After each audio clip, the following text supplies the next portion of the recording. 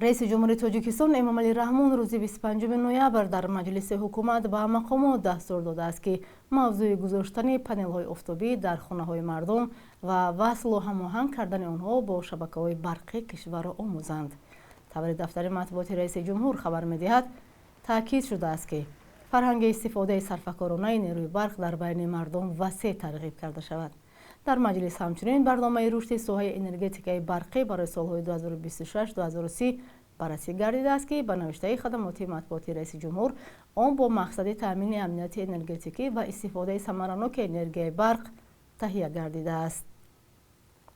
با گفته منبع در نتیجه عملی کردن برنامه مذکور از جمله در نظر است که صادرات برق به 5 میلیارد کیلووات ساعت رسانده می شود.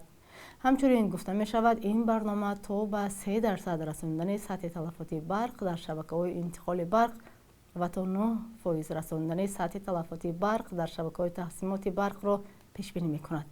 آموزش نصب پنل‌های آفتابی در تاجیکستان در حال صورت می گیرد که این شب و روز ساکنان قسم زیادی از ناحیه‌های گوناگون تاجیکستان از بی‌برقی شکایت می کنند.